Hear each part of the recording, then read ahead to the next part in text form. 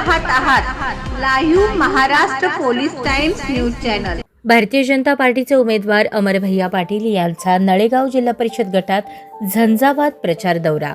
नळेगाव तालुका चाकूर जिल्हा लातूर येथील नळेगाव जिल्हा परिषद गटात भारतीय जनता पार्टीचे उमेदवार अमरभैया पाटील आणि पंचायत समितीचे उमेदवार शिवम भैया देवशेटवार यांनी नळेगाव गटात मोठ्या प्रमाणात विकास कामांबाबत आणि जनतेच्या विविध अडचणी जाणून व समजून घेऊन विकास घरोघरी पोहोचवण्यासाठी व मतदारसंघातील जनतेची वेगळी नाळ निर्माण करत प्रचाराचा झंझावात सुरू केला आहे।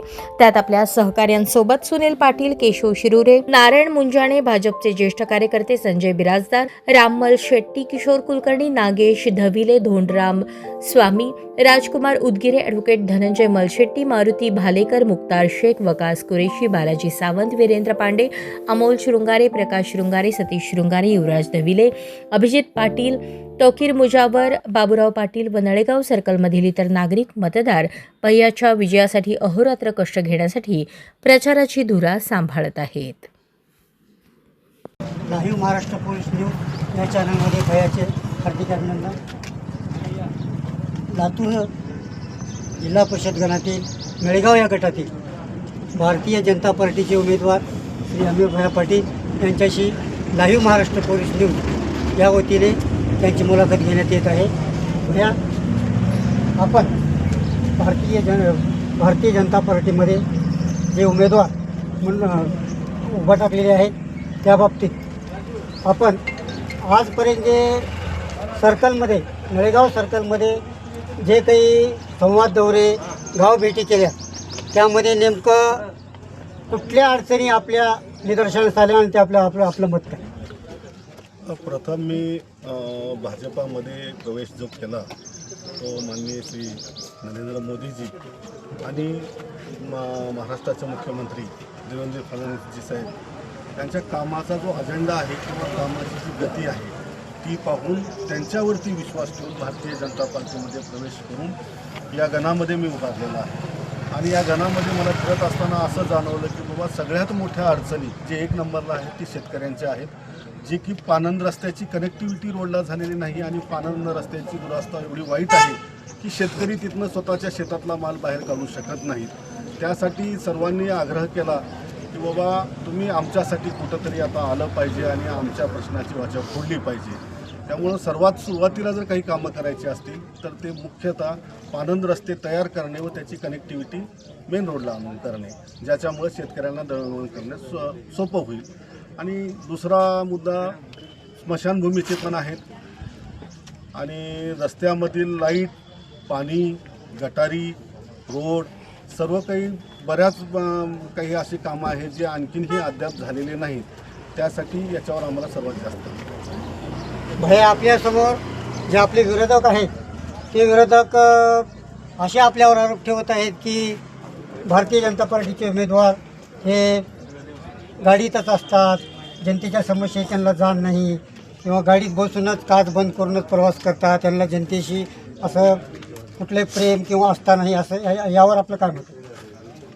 असा काही विषय राहिला असता तर नळेगावच्या जेवढ्या वाड्या आहेत त्या वाड्यासाठी कनेक्टिव्हिटी करण्यासाठी जवळपास ज्यावेळेस विनायकराव पाटील भाजपमध्ये आले होते त्यांच्यासोबत आम्ही पण त्यावेळेस होतो, त्यावेळेस सर्व वाड्यांना जवळपास 22 कोटीचे रस्ते आणून दिलेले आहेत आणि नळेगावमध्ये पण साहेबाच्या वतीनं जास्तीत जास्त फंड आणून देण्याचा त्यावेळेस प्रयत्न केला।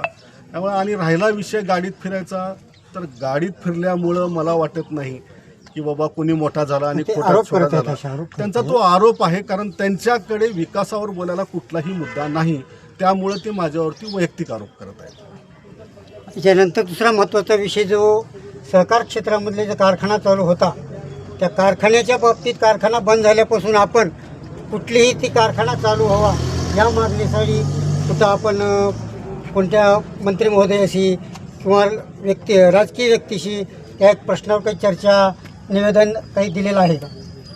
या विषयावरती मागेही झालेलं होतं आणि त्यावेळेस माननीय श्री बसवराज पाटील जे आता सध्या भाजपचे जिल्हा अध्यक्ष आहेत आणि त्यांनीही ते खूप प्रयत्न केले होते, मुख्यमंत्री साहेबांकडे तो प्रश्न उपस्थित केला होता। त्यावरती मुख्यमंत्री साहेबांनी माननीय श्री बसवराज पाटील साहेब यांना तो कारखाना भाडे तत्वावरती त्यांना विठ्ठल साईला दिलेला आहे चालवण्यासाठी व येणारा हंगाम ते चालू करतील अशी अपेक्षा आहे.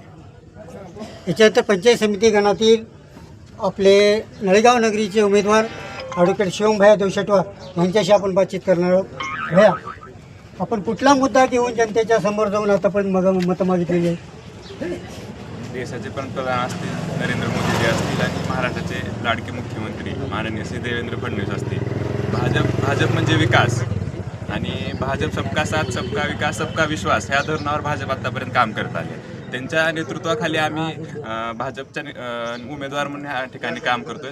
रस्ते असतील, पाणी असेल, मनरेगामधील असतील, तर पंचायत समिती अंतर्गत कोटे असतील, विहिरी असतील किंवा घरकुलचे असतील ते लोकांपर्यंत जास्तीत जास्त देण्याचा प्रयत्न आणि विनाशुल्य देण्याचा प्रयत्न आम्ही करणार आहोत. आपल्या वतीने जे अपक्षाची मनधरणी करण्यासाठी आपण कुठं अपेक्षित ठरलात का?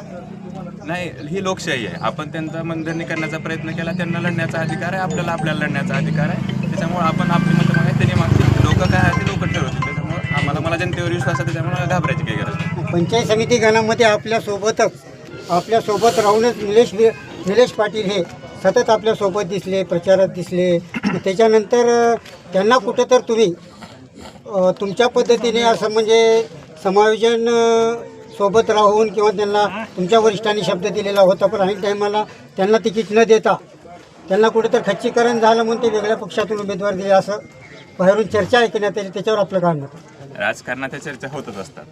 एक जागा असल्यास एकालाच उमेदवारी भेटते. इच्छुक भरपूर असतात. आम्ही मनधरणी करण्याचा प्रयत्न केला, त्यांची इच्छा लढायची आहे, त्याचं उत्तर ही जनता देईल. मी देऊन उपयोग नाही त्याचा. व जनतेला जो योग्य उमेदवार वाटेल त्याला जनता मतदान करून निवडून देईल. आपण नळेगाव गटातील विकास कामावर आणि भैयाच्या नेतृत्वावर विश्वास ठेवून भारतीय जनता पार्टीने भैयाला जी उमेदवारी देऊन नळेगाव गटासाठी जी विजयाची माळ खेचून आणण्यासाठी ही पूर्ण मंडळी त्यांच्याशी सोबत राहून जे पायपीट करत आहेत त्याबद्दल लाईव्ह महाराष्ट्र पोलीस न्यूजच्या वतीने भैयाला विजयासाठीच्या हार्दिक शुभेच्छा देण्यात येईल.